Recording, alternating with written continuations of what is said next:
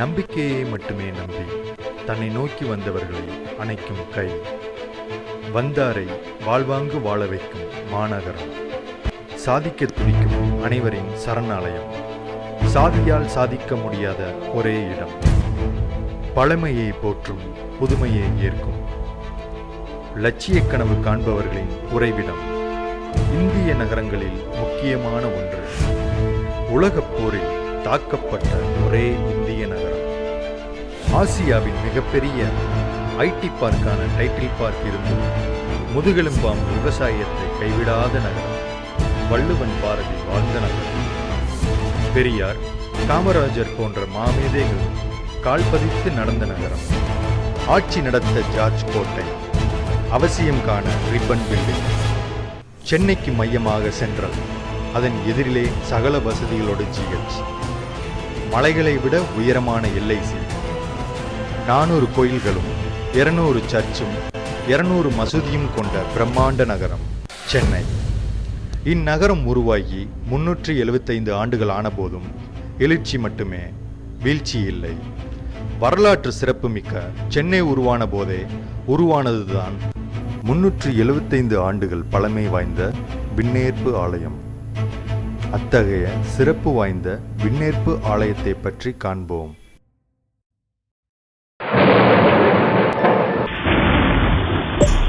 விண்ணில் இருந்து இறங்கி வந்த நிலவே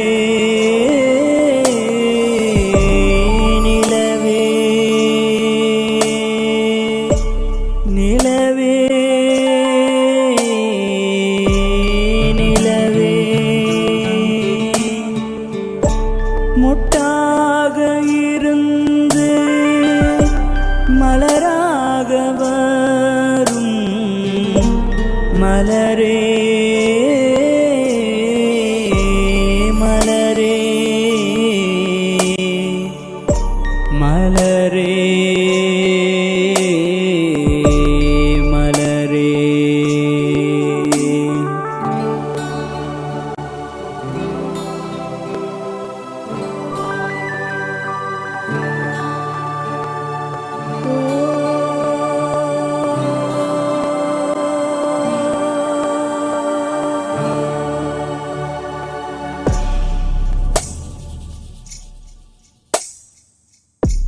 தென்றலாய் வந்து தவழ்ந்து செல்லும் இடமே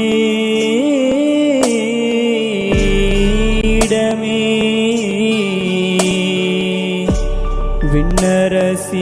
விண்ணரசியாலயமே விண்ணரசியாலயமே, அருள் கேட்டு வரம் இருந்து தவம் செய்யும் புனித இடமா, விண்ணரசியாலயமாம் விண்ணரசியாலயமாம்.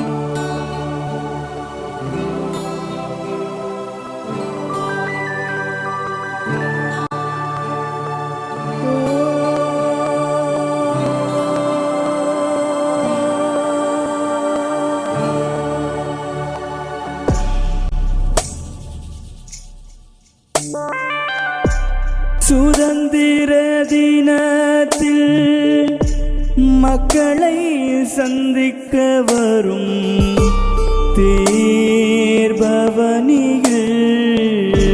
வந்துதான் மக்களை சந்திக்க வரும் பின்னரசி தாயே, போர்ச்சுகீசு காலத்தான் அன்று கட்டப்பட்ட சிற்றாலயம் சிற்றாலயம், தமிழ் மக்கள் மாதாவாக விண்ணரசி தாயே, உன் இரு கரங்கள்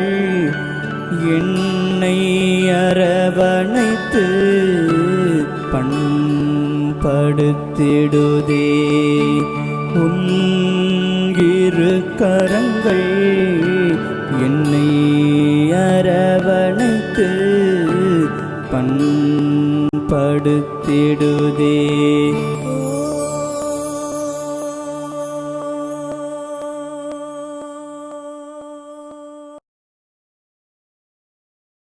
சென்னை ஜார்ஜ் டவுன் பிராட்வேயில் அமைந்துள்ள புகழ்பெற்ற விண்ணேற்பு அன்னை ஆலயத்தின் 375வது ஆண்டு விழா ஆகஸ்ட் 15ஆம் தேதி கொண்டாடப்படவுள்ளது.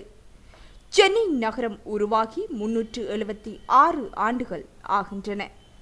சென்னை உருவான காலகட்டத்தில், அதாவது 1640ஆம் ஆண்டிலேயே சென்னை பிராட்வேயில் போர்த்துகீசர்களினால் கட்டப்பட்டது விண்ணேற்பு அன்னை ஆலயம்.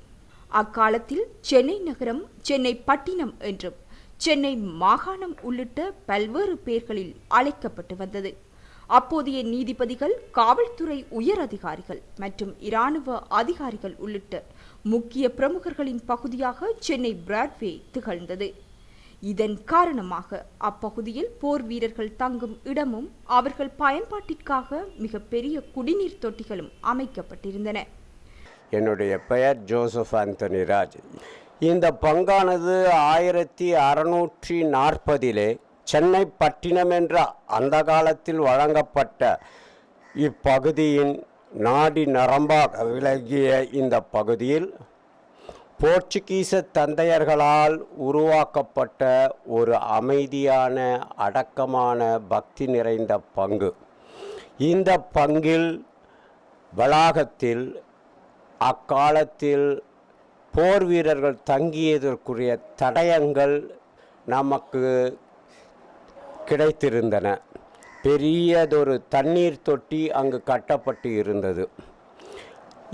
இங்கு ஒரு சிற்றாலயம் 1640 அதனைத் தொடர்ந்து விரிவாக்கமாக 1840 போர்ச்சுகீச கலைநுணுக்கத்துடன் இவ்வாலயம் கட்டப்பட்டது.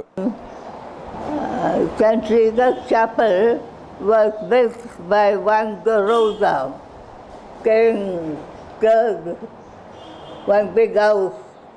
They made cotton beds and pillows, their own house, big house. They had 3 daughters and 4 sons. They are French people. The eldest daughter, Teresa, called Carrie, was in poor health. So they built a chapel and church. Where? Convent. Convent. Facing the small chapel. Small chapel. A big hall. After all was for people to sit. They had one small room for choir. Small chapel. One daughter joined St. Joseph's order. Her name is Rosie, as old as me. She was in St. Joseph's Convent, Sandy Lane, London, along with my husband's first cousin. She took the name of Sister Bernadette. My husband's cousin's name is Sister Maria Zita. Both are dead now. My mother's side was priests, 3 priests. All in St. Bede's. They were students of St. Bede's. They studied. They became headmasters and became priests. One nun on my mother's side joined Salesian order. All dead. He went to Assam to look after an English sister who had TB. So I was there, very young. Contracted and died. All staying lonesome. We had Father Leon de Souza and Stephen de Souza, you know? Yes. They stayed in Portugal Street that side. Leon died now recently. Yes. In Perth, Darwin. கிறிஸ்தவ மக்கள் பிரார்த்தனை செய்வதற்காக சிறிய அளவிலான புனித விண்ணேற்பு ஆலயம் அமைக்கப்பட்டது. Chennai George down Broadway மட்டுமன்றி அருகேயுள்ள ராயபுரம், சூளை, பெரம்பூர் உள்ளிட்ட பகுதியில் இருந்தும் விண்ணேற்பு அன்னையின் அருள் பெறுவதற்காக பக்தர்கள் திரண்டு வரத் தொடங்கினர். இதன் காரணமாக அன்னையின் அருள் பல்வேறு ஊர்களுக்கும் வேகமாக பரவத் தொடங்கியது. புனித அன்னையை அனைவரும் ஆராதிக்கும் விதமாக ஆகஸ்ட் மாதத்தில் தேர்ப்பவனியும் நடத்தப்பட்டது. 10 நாள் திருவிழாவும் நடைபெற்றது. இந்த நாட்களில் அன்னைக்கு ஒவ்வொரு நாளும் ஒவ்வொரு விதமான அலங்காரம் செய்து பக்தர்கள் தரிசிப்பது வழக்கம். பல்வேறு அலங்காரங்களினால் அருள் புரியும் அன்னையை காண்பதற்காக பல்வேறு ஊர்களில் இருந்தும் பொதுமக்கள் திரண்டு வந்தனர். திருவிழாவை ஒட்டி ஜெபமாலை அணிந்து 10 நாள் விரதம் இருந்து அன்னையை வழிபட்டவர்களுக்கு நினைத்த காரியம் கைகூடியது. அவர்களின் வேண்டுதல்களும் நிறைவேறின. நம் முன்னோர்கள் நமக்கு சொன்ன தகவலின்படி ஆலயத்தின் அருகேயுள்ள தண்ணீர் தொட்டியில் இருந்து தீர்த்தம் எடுத்து பருகினால் தீராத நோய்களெல்லாம் பறந்தோடின. நீண்ட நாள் நோயாளிகளும் உடனடியாக குணம் பெற்றனர். இதன் காரணமாகவே இந்த அன்னை மருதநாயகி என பக்தர்களால் பரவசத்தோடு அழைக்கப்பட்டார். இதன் மூலம் மருதநாயகி அன்னையின் புகழ் பல்வேறு மாநிலங்களுக்கும் பரவத் தொடங்கியது. 1880ஆம் ஆண்டுகளில் இந்த பகுதியில் ஆங்கிலேயர்களும் அதிகளவில் குடியேறத் தொடங்கினர். அவர்களும் புனித அன்னையை வழிபடத் தொடங்கினர். இதன் காரணமாக போர்த்துகீசர்களும் ஆங்கிலேயர்களும் சேர்ந்து மதுரநாயகி ஆலயத்தை விரிவாக்கம் செய்தனர். அதன் பின்னர் அன்னை மோட்சராக்கினி என்று அழைக்கப்பட்டார். 1800க்கு பிறகு நமக்கு கிடைத்துள்ள தந்தையர்களின் பெயர்களை பங்கு கோவிலில் இடதுபுறத்தில் அவர்கள் பெயர்களை பொறித்து அவர்களுக்காக இந்த பங்கு மக்கள் ஜெபித்து அவர்களுக்கு நன்றி கூறுகின்றார்கள் இறைவன் வழியாக. தந்தை ஜெபமாலை தர்மநாதன் அடிகளார் அவர்கள் காலத்தில்தான் இந்த பங்கிற்கு உரிமையாக இருக்கின்ற கல்லறை தோட்டம் அக்கால சூழ்நிலையில் கல்லறை குழுவினிடம் ஒப்படைக்க வேண்டிய ஒரு கட்டாய சூழ்நிலையில் தந்தை அவர்கள் பங்கு மக்களோடு இணைந்து பங்கின் நலனை கருதி போராடி அந்த கல்லறை தோட்டத்தை பங்கிற்காக அதை பெற்று கொடுத்து இன்று அந்த தோட்டம் இப்பகுதியுள்ள அனைத்து கிறிஸ்துவ சமுதாயத்திற்கும் பெரும் உதவியாக செயல்பட்டு கொண்டு வருகின்றது. இந்த ஆலயத்துக்கு பல்வேறு காலங்களில் பல்வேறு பங்கு தந்தைகள் பொறுப்பேற்று அன்னையின் பெருமைகளை பொதுமக்களுக்கு எடுத்துரைத்தனர். அனைத்து மக்களுக்காகவும் பல்வேறு சேவைகளையும் நல்ல காரியங்களையும் செய்து வந்தனர். 1947ஆம் ஆண்டின் தொடக்கத்தில் தமிழ் மக்களின் வசதிக்காக இங்கு தமிழில் பிரார்த்தனைகள் தொடங்கப்பட்டன. இதனால் தமிழர்களும் அதிகளவில் ஆலயத்திற்கு வரத் தொடங்கினர். 1947ஆம் ஆண்டு ஆகஸ்ட் 15ஆம் நாள் இந்தியா சுதந்திரம் பெற்ற அந்த தினத்தில் தமிழ் மக்கள் அனைவரும் ஒன்றிணைந்து அன்னையில் தேர்ப்பவனியை நடத்தினர். நாடு சுதந்திரம் பெற்றதன் காரணமாக போர்த்துகீசர்களும் ஆங்கிலேயர்களும் நாட்டை விட்டு வெளியேறத் தொடங்கினர். இதனால் ஆங்கில பிரதேசமாக இருந்த ஜார்ஜ் டவுன் பிராட்வே பகுதி கொஞ்சம் கொஞ்சமாக தமிழ் மக்கள் குடியேறும் இடமாக மாறியது. காலப்போக்கில் மக்கள் தொகைக்கேற்ப புதிதாய் கட்டடங்களும் வீடுகளும் உருவாக்கப்பட்டன. இந்த விண்ணரசி ஆலயம் இருக்கும் இடம் நெருக்கமான பகுதியாக உருமாறிவிட்டது. மக்கள் வசதிகளுக்கும் எண்ணிக்கைக்கும் ஏற்றாற்போல் புனித சேவியர் ஆலயம், செயின்ட் மேரிஸ் ஆலயம், புனித நூர்து ஆலயம் என பல ஆலயங்கள் உருவாகினாலும் மக்கள் மனதில் இடம் மாறாமல் இருக்கும் இடமாக திகழ்கின்றது இந்த விண்ணரசி ஆலயம். இந்த ஆலயமும் முழுக்க தமிழ் மக்களின் கட்டுப்பாட்டில் வந்தது. இதனைத் தொடர்ந்து ஆண்டுதோறும் ஆகஸ்ட் 15ஆம் நாள் சுதந்திர தினத்தில் தேர்ப்பவனி சிறப்பாக கொண்டாடப்பட்டு வருகின்றது. கிறிஸ்துமஸ் போன்ற கிறிஸ்தவ பண்டிகைகள் சிறப்பாக கொண்டாடப்பட்டு வரும் அதே வேளையில் தமிழர் திருநாளான பொங்கல் பண்டிகையும் இந்த ஆலயத்தில் கோலாகலமாக கொண்டாடப்படுகின்றமை குறிப்பிடத்தக்கது. தற்போது இந்த ஆலயத்தின் பங்கு தந்தையாக உள்ள ஜான் ஆண்ட்ரூ புனித அன்னையின் திருப்பவனிக்காக நிரந்தரமான தேரொன்றை அமைக்கும் பணியில் ஈடுபட்டுள்ளார். தவிர ஆலயத்தினுள் பல்வேறு புனரமைப்பு பணிகளும் நடைபெற்று வருகின்றன. தந்தை அமல்ராஜ் அடிகளார் வந்தார். அவர் ஒரு சிறந்த எளிய குருவானவர். அவர் ஒரு சிறந்த ஒரு சமூக சேவகர். காலத்தின் கட்டாயத்தால் அவர் மாற்றப்பட்ட பிறகு எறும்பை விட சுறுசுறுப்பாக இருக்கக்கூடிய ஒரு தந்தை, இப்பொழுது பணியாற்றுகின்ற தந்தை ஜான் ஆண்ட்ரூ அவர்களை இறைவன் தேர்ந்தெடுத்து இதனால் இவன் முடிப்பான் என்று ஆய்ந்து அதனை அவன் கண் விடல் என்கின்ற வள்ளுவரின் கூற்றின்படி இந்த 375வது ஆண்டினை சீரும் சிறப்புமாக கொண்டாடுவதற்கு ஒரு சிறந்ததொரு எழுச்சியாளரை இந்த பங்கிற்கு அனுப்பி பங்கு மக்களை உற்சாகப்படுத்தி அவர்களை நல்வழிப்படுத்த வேண்டும் என்று இறைவன் திட்டம் தீட்டி அவர்களை இப்பங்கிற்கு அனுப்பி வைத்துள்ளார்.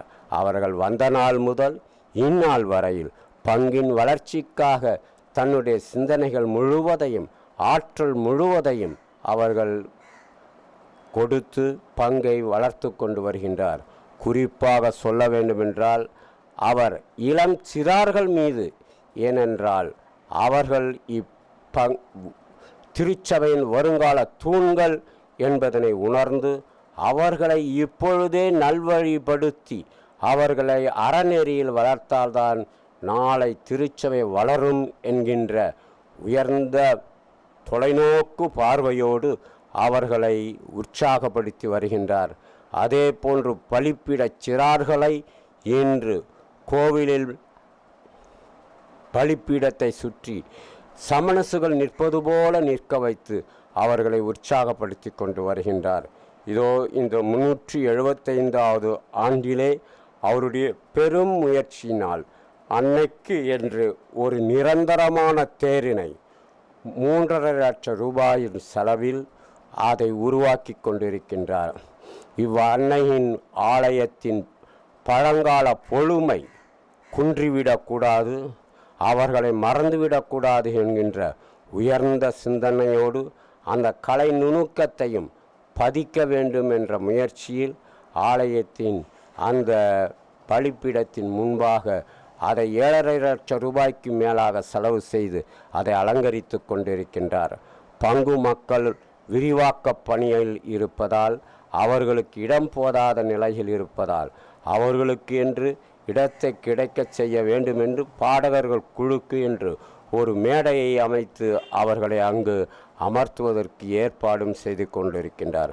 ஆகவே இவ்வளர்ச்சி பாதையில் சென்று கொண்டிருக்கும் நமது பங்கு வாழ்க, வளர்க, ஓங்குக. இந்த ஆலயத்தில் தற்போது ஓர் ஆங்கில பள்ளியும் ஒரு தமிழ் வழி பள்ளியும் நடத்தப்பட்டு வருகின்றது. இந்த பள்ளிகளில் அதிகளவில் இஸ்லாமிய குழந்தைகளும் இந்து குழந்தைகளும் கல்வி கற்று வருகின்றனர். இந்த ஆலயத்திற்கு என பல்வேறு சிறப்புகள் உள்ளன. குறிப்பாக மரத்தால் ஆன 6 அடி உயரத்தில் தத்ரூபமாக வடிவமைக்கப்பட்ட மரித்த இயேசு கிறிஸ்துவின் உடல் வடிவம் ஒன்று இங்குள்ளது. இத்தகைய சிறப்பு வாய்ந்த புகழ்பெற்ற விண்ணேற்பு அன்னை ஆலயத்தின் 375வது ஆண்டு விழா ஆகஸ்ட் மாதம் 15ஆம் தேதி நடைபெறவுள்ளது. இதில் நாமும் பங்கேற்று அன்னையின் புகழை உலகிற்கு பறைசாற்றுவோம். விண்ணேற்பு அன்னை இறை சமூகம் 375 ஆண்டுகளாக இறைவனுடைய இல்லாத இரக்கத்தில் வழிநடந்து வருகிறது, வளர்ச்சி பெற்று கொண்டிருக்கிறது. இந்த ஜூபிலி விழா இந்த பங்குக்கு ஒரு ஆசீர்வாதமாக அமைய வேண்டும். இந்த பங்கு இறைவனால் விரைவாக ஆசீர்வாதம்